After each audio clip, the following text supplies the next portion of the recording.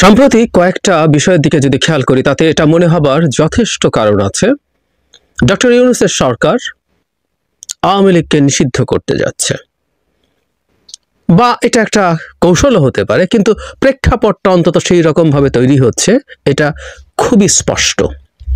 মানে আগে কিছুদিন আগ পর্যন্ত নানানজন নানান কথা বলছে, এমনকি সরকারের ক্যাবিনেটে থাকা ছাত্র উপদেষ্টারা আওয়ামী লীগের ব্যাপারে খুবই অ্যাগ্রেসিভ অ্যাটিটিউড দেখাচ্ছিলেন। বাইরে থাকা ছাত্ররা, ছাত্র নেতা, সমন্বয়করা, জাতীয় নাগরিক কমিটি, তারা আওয়ামী লীগকে নিষিদ্ধের কথা বলেছিল এবং আওয়ামী লীগ নিষিদ্ধ না করার জন্য তারা বিএনপিকেও ব্লেম করেছিল। এটা আছে। তো সরকার এবং সরকারের বাইরে থাকা ছাত্ররা শব্দটাও খুবই স্টেরিওটাইপ হয়ে যায়, কারণ এখন একাংশ আছে এখানে। যাই হোক, তাদের দিক থেকে যত কিছুই বলা হোক না কেন, প্রধান উপদেষ্টার যে বক্তব্য ছিল সেই বক্তব্যটাকে আমি যদি বলি, এতদিন পর্যন্ত তার অফিসিয়াল যে বক্তব্য সেটা হচ্ছে 22 নভেম্বর 2024 প্রথম আলো থেকে পড়ছি। টাইম যে ম্যাগাজিন আছে সেখানে তিনি বলছেন, সবাই সুষ্ঠু বিচার পাবেন উল্লেখ করে প্রধান উপদেষ্টা ডক্টর মোহাম্মদ ইউনূস বলেছেন, হত্যা ও নির্যাতনের জন্য দায়ী ব্যক্তিদের জবাবদিহি তার আওতায় আনার পর আওয়ামী লীগকে নির্বাচনে স্বাগত জানানো হবে। তার মানে আওয়ামী লীগ থাকছে, আওয়ামী লীগকে নিষিদ্ধ করা হচ্ছে না। এটা ডক্টর ইউনূসের টাইম ম্যাগাজিনকে বলা বক্তৃতায় খুবই স্পষ্ট ছিল। এবং আমি বহুবার বলেছি যে আন্তর্জাতিক অপরাধ যে আদালতে যে আইন আছে, সেই আইনে দলকে বিচার করার যে অপশন ছিল, যেটা আওয়ামী লীগ নিজেই এনেছিল, সেটা এবার চূড়ান্ত সংশোধনীর সময় সরকারের দিক থেকে বাতিল করা হয়েছে। তাতে এটা খুব বোঝা যায় দল হিসাবে আওয়ামী লীগকে বিচারের আনার পরিকল্পনা খুব সিরিয়াসলি সরকারের ছিল না। এখানে একটা কথা অবশ্য যুক্ত করে দেওয়া দরকার, সেটা হলো এরপরও চাইলে কোনো বিচারক সেরকম চিন্তা করা বা সেরকম প্রসেস শুরু করার ক্ষমতা বিচারকদের হাতে দেয়া হয়েছিল। এটাও ঠিক, এটাও আছে, কিন্তু যেভাবে সরাসরি ছিল যে কেউ চাইলে একটা মামলা করতে পারতো, সেই স্কোপ ছিল না। তাহলে এই ছিল সরকারের অবস্থান। সাম্প্রতিক সময়ে কয়েকজন বক্তব্য আমি একটু দেখি। জনাব আসিফ মাহমুদ, সরকারের দিকটা আগে একটু দেখি। আসিফ মাহমুদ বলছেন, আওয়ামী লীগকে নিষিদ্ধ করার ব্যাপারে শিগগিরই পদক্ষেপ নেবে সরকার। গতকাল জনাব নাহিদ ইসলাম বলেছেন, আওয়ামী লীগ ও ছাত্রলীগ এই নাম ও মতাদর্শ নিয়ে আর রাজনীতি করতে পারবে না। উনি বলছেন, আমরা বলেছি আওয়ামী লীগ ও ছাত্রলীগ এই মতাদর্শ, এই নামে বাংলাদেশের রাজনীতি করতে পারবে না। এটি আমাদের শহীদদের প্রতি অঙ্গীকার।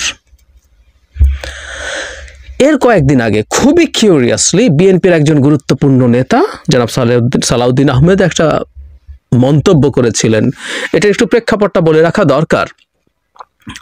যখন আওয়ামী লীগকে নিষিদ্ধের আলাপ আসলো শেখ হাসিনার পতন এবং পলায়নের পর, তখন বিএনপি কোনো রাজনৈতিক দল নিষিদ্ধের পক্ষে না, এই ধরনের একটা মন্তব্য করেছিল এবং সেটা নিয়ে প্রচুর রিয়াকশন, প্রচুর ক্রিটিসিজম যখন শুরু হয়, তারপর বিএনপি তার এই বলাটা পাল্টে ফেলেছিল এভাবে। তখনও তারা বলেনি যে আওয়ামী লীগকে বিচার করে নিষিদ্ধ করতে হবে, তখন তারা এভাবে বলতো যে জনগণই আওয়ামী লীগের ব্যাপারে সিদ্ধান্ত নেবে এবং জনগণ যে সিদ্ধান্ত নেবে সেটাই হবে। এটা পলিটিক্যাল পার্টিগুলোকে বহু সময় বহুভাবে হিসেব নিকেশ করে কথা বলতে হয়। এবং একটা জিনিস আমাদের মাথায় রাখতে হবে, যে দলটা ক্ষমতায় যাওয়ার সম্ভাবনা খুব স্পষ্ট বা খুব ক্লিয়ারলি দেখা যাচ্ছে, সেই দলের বিভিন্ন ইস্যুতে পলিসি, আর যে দলটা ক্ষমতায় যাচ্ছে না তার বক্তব্য দুটো একই রকম না। ধরুন আওয়ামী লীগকে আমি এই করে ফেলবো, ভারতকে আমি সেই করে ফেলবো, এই কথাগুলো ক্ষমতার বাইরে থাকা একটা দল বলে তার কিছু ভোট অ্যাট্রাক্ট করতে পারে, কিন্তু সে জানে যে সে ক্ষমতায় যাবে না। সুতরাং এই ব্যাপারগুলো বাস্তবে সে করলো কিনা সেই পরীক্ষাটা হয় না। কিন্তু যে দল ক্ষমতায় যাওয়ার জন্য ফাইট করে, ক্ষমতায় যাওয়ার প্রবাবিলিটি আছে, আর এই মুহূর্তে তো বিএনপির এটা প্রায় 100% নিশ্চিত, সেই হিসাবে তাকে এমনভাবে কথা বলতে হবে যেটা সে রক্ষা করতে পারে। সুতরাং আওয়ামী লীগ থাকা না থাকার সাথে অনেক জিওপলিটিক্যাল হিসাব নিকাশও আছে। আমি এর আগেও কয়েকটা ভিডিওতে বলেছি, আমাদের ছাত্র উপদেষ্টা আসিফ মাহমুদ একবার একটা ভার্সিটিতে প্রোগ্রামে, Jahangirnagar if I am not wrong, ওখানেও তিনি বলেছিলেন যে দূতাবাসগুলোর চাপ আছে আওয়ামী লীগ নিষিদ্ধ না করার ব্যাপারে। আসিফ বা নাহিদ কেউ একজন বলেছিলেন। তো সুতরাং আমরা বুঝতে পারি যে আওয়ামী লীগ থাকবে কি থাকবে না এটা শুধুমাত্র আমাদের সিদ্ধান্তও না, এটার জন্য চাপ আছে, নানান রকম তৎপরতা আছে। ভারত তো আছেই, আমরা ভারতকে সরিয়ে রাখি, কিন্তু জনাব সালাউদ্দিন আহমেদ 5 ফেব্রুয়ারি বললেন আওয়ামী লীগ বাংলাদেশে রাজনীতি করতে পারবে না। ওনার বক্তব্যটা এরকম, আওয়ামী লীগ নামে বাংলাদেশে রাজনীতি করতে পারবে না দলের নেতাকর্মীরা, সে আওয়াজ ওঠাচ্ছি। আমরা আওয়ামী লীগের এই গণহত্যা ও মানবতা বিরোধী অপরাধের জন্য রাজনৈতিক সংগঠন হিসেবে বিচার দাবি করছি। মজার ব্যাপার, গতকালই আমরা জানি অনেকে আমাদের প্রধান উপদেষ্টার সাথে দেখা করতে গিয়েছিলেন বিএনপির 3 সদস্যের একটা প্রতিনিধি দল। নানান ইস্যুতে মূলত নির্বাচন নিয়ে আলাপ হয়েছে, কিন্তু সেখানে একটা রিটেন স্টেটমেন্ট বিএনপি তার কাছে হস্তান্তর করেছে। কিন্তু সেটা খুবই ইন্টারেস্টিং হচ্ছে, বিএনপির মহাসচিব এখন বলছেন আওয়ামী লীগকে দল হিসাবে বিচারিক প্রক্রিয়া আনার আহ্বান।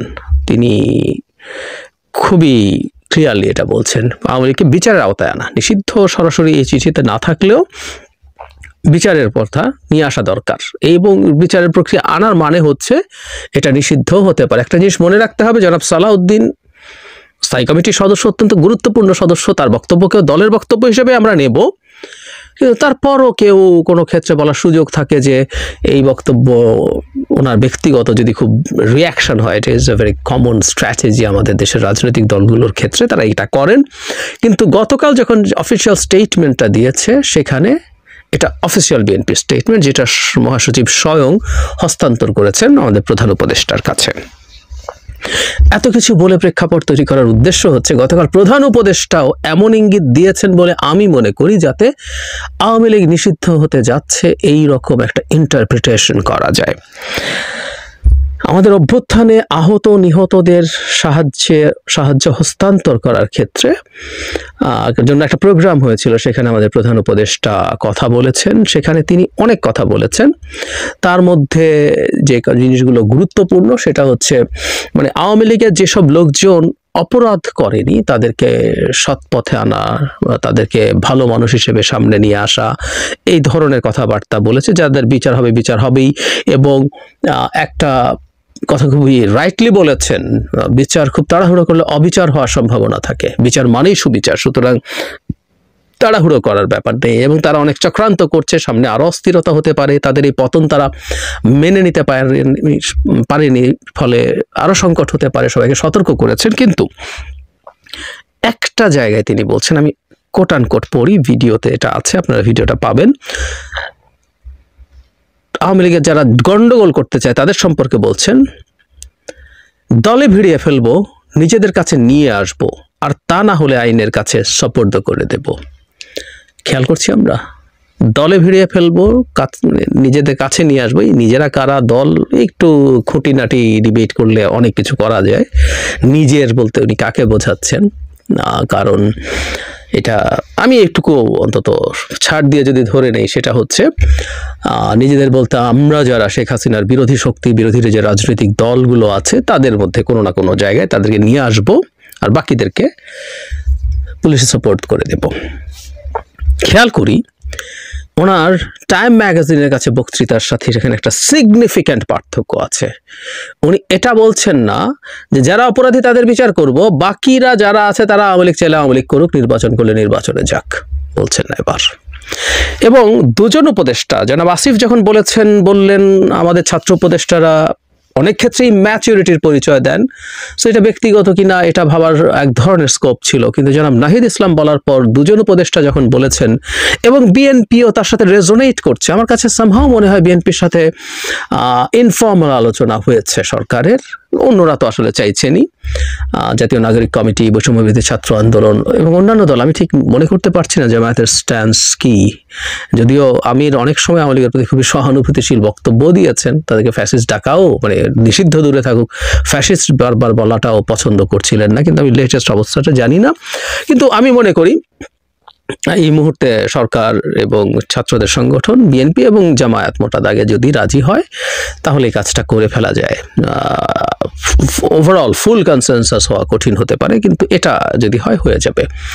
তো বিএনপিরও এই মন্তব্য, এবং আজকে অফিসিয়ালি, মানে গতকাল অফিসিয়ালি মন্তব্যটা আমাদেরকে গুরুত্বপূর্ণ ইঙ্গিত দেয়। এখন প্রেক্ষাপটটা পাল্টে গেল কেন, সেটা নিয়ে যদি কথা বলি, আমি যেটা ধারণা করি সেটা হচ্ছে শেখ হাসিনার, মানে একটা কথ্য কথা অনেক সময় ব্যবহার করেই ফেলি, ইত্রামি। ওনার ইত্রামি আসলে এই দলটাকে নিষিদ্ধ করার প্রেক্ষাপট তৈরি করতে সাহায্য করছে। যে মানুষগুলো লিস্ট বলার চেষ্টা করেছিলেন, আচ্ছা এই দলটা থাকুক, আমরা এদেরকে পলিটিক্যালি মোকাবেলা করব এবং পলিটিক্যালি এদেরকে শেষ করব, কিন্তু না, পরিস্থিতিটা তারা সেই জায়গায় রাখেনি। মানে আমি নিজেও পলিটিক্যালি মোকাবেলা করার কথা বলেছিলাম, যদিও আমি বহুবার বলেছি যে বিভৎস সব মানবতা বিরোধী অপরাধ করেছে আওয়ামী লীগের বিচার করে এটাকে নিষিদ্ধ করে খুব দেয়া যায় খুব ইজিলি। আমি এক্সিকিউটিভ অর্ডারের কথা বলিনি, সন্ত্রাস দমন আইনের কথা বলিনি। আমি বলেছিলাম আইসিটিতে বিচারিক প্রক্রিয়া, তাদের আত্মপক্ষ সমর্থনের সুযোগ দিয়েও তারা সংগঠন হিসাবেই ভয়ঙ্কর সব মানবতা বিরোধী অপরাধ করেছে, নিষিদ্ধ করা যায়। কিন্তু তারপর আমার মনে হয়েছে যে দায়ীদের শাস্তি দিয়ে তাদেরকে চলতে দিয়ে ডাই ডাউন করতে দেয়া এটাই রাদার বেটার হতো। কিন্তু সত্যিকার অর্থেই সাম্প্রতিক সময় শেখ হাসিনা যা করছেন, যে ইত্রামি করছেন, এরপর আসলে তাদের দলকে এভাবে ডিল করার একটা প্রবাবিলিটি তৈরি হয়ে গেছে। এটা উনিই তৈরি করছেন, আবারও বলছি। অনেকগুলো সুবিধা আছে এটা করতে পারলে, কিছু সমস্যা আছে, যে বললাম এটা জিওপলিটিক্যাল হিসাব আছে। সুবিধা হচ্ছে আওয়ামী লীগকে যে এখন বিভিন্ন কর্মসূচি করতে বাধা দেওয়া হচ্ছে, কারণ তাকে কোনো না কোনো একটা লিগ্যাল ফর্মে আইদার দলটা পুরো নিষিদ্ধ অথবা তার কর্মসূচির উপরে স্থগিতাদেশ কিছু একটা হতে হবে। আদারওয়াইজ সে লিফলেট দিচ্ছে, সে মিছিল করছে, কোনো একদিন আওয়ামী লীগ একটা বিরাট সমাবেশ ডেকে বসবে, ঠেকানো আসলে লিগ্যালি তো সম্ভব না। সো নিষিদ্ধ হলে তার সব কর্মকাণ্ড নিষিদ্ধ করে দেওয়া যায়, তার নির্বাচনে আশা ঠেকানো যায়, সবই করা যাবে। এটা একটা বড় সুবিধার দিক আছে, কারণ সামনে এই প্রশ্নগুলো উঠবে। আওয়ামী লীগ নানান রকম কর্মসূচি ডাকছে মূলত এই কারণে। সে ডাকবে 2-4-5 জনও নামলে, কেউ যদি পাবলিককে, আমাদের সাধারণ মানুষ যদি কেউ তাদেরকে ধরিয়ে পিটিয়ে দেয়, এইরকম হাই প্রবাবিলিটি আছে, তো সেটা নিয়ে সমালোচনা হবে। সরকার গ্রেফতার করলে সেটা নিয়েও সমালোচনা হবে। এটাকে মোটা দাগে ডিল করা যেতে পারে যদি আওয়ামী লীগকে নিষিদ্ধ করে দেওয়া যায়।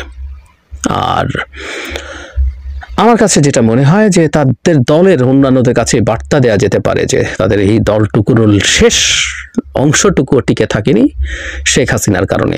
ইনফ্যাক্ট নিষিদ্ধ করে দিলেই যে তাদের নাশকতা টাইপের বন্ধ করা যাবে তা না। আওয়ামী লীগ আসলে হিজবুত তাহরির না, খুব অল্প কিছু লোকজনই তাদের আছে তা না। আওয়ামী লীগ অনেক বড় একটা সংগঠন, এখনও সিগনিফিক্যান্ট পার্সেন্টেজ অফ পিপল ওদের সমর্থক আছে। কিন্তু আবার আমি এভাবেও দেখতে চাই, এই নিষিদ্ধ করাটা কোনো একটা কৌশলের অংশ হতে পারে, যে বাস্তবে সরকার হয়তো নিষিদ্ধ করবে না, কিন্তু সে একটা নিষিদ্ধ করছি এরকম একটা প্রেক্ষাপট তৈরি করছে। শেখ হাসিনার ইত্রামি কিছুটা যদি কমানো যায়, অন্তত ওই যে কথা বলা, হুমকি ধামকি দেয়া, দেশের মধ্যে বিশৃঙ্খলা সৃষ্টি করার চেষ্টা করা, এগুলো যদি অন্তত বন্ধ করা যায়, সেটার জন্য কখনো কখনো আমরা বড় হুমকি তৈরি করি, সেটাও হয়ে থাকতে পারে। ঘটনা যেটাই হোক না কেন, প্রেক্ষাপট বলছে আওয়ামী লীগ নিষিদ্ধ হতে যাচ্ছে। এবং ওই যে আমাদের আইসিটি আইনে যেটা অপশন নেই, তারপরও বিচারকের জুরিসডিকশন আছে, আর এটাকে আবার অ্যামেন্ড করে আবার একটা অর্ডিন্যান্স দিয়ে এগুলো করা কোনো জটিল ব্যাপার না। সুতরাং দেখা যাক সামনে কি হয়। এই দলটা সত্যিকার অর্থে অনেক প্রবলেম হচ্ছে এবং একটা খুব জরুরি, শুধুমাত্র শেখ হাসিনা না, এই দলটাকে দিয়ে ভারত বাংলাদেশের অভ্যন্তরীণ নিরাপত্তা হুমকির মুখে ফেলতে যাচ্ছে, আমাদের এই সরকারকে অস্থির করে তুলতে চাইছে এবং ভবিষ্যৎ সরকারগুলোকে সে একই চেষ্টা করবে। সুতরাং একটা দল যেটা পুরোপুরি বিদেশি এজেন্টের মতো, ব্যক্তিও না, দলটাই বিদেশি এজেন্টের মতো কাজ করে, সেই দল আমাদের এখানে অপারেট করতে পারবে কিনা 6 মাস পর যা যা হয়েছে সেটা রেখে আমাদের আসলে এই বিবেচনাগুলো করা যেতে পারে। আওয়ামী লীগ নিষিদ্ধ হওয়ার রিয়াল প্রবাবিলিটি এবং ঐক্যমত্য তৈরি হচ্ছে বলেই মনে হচ্ছে।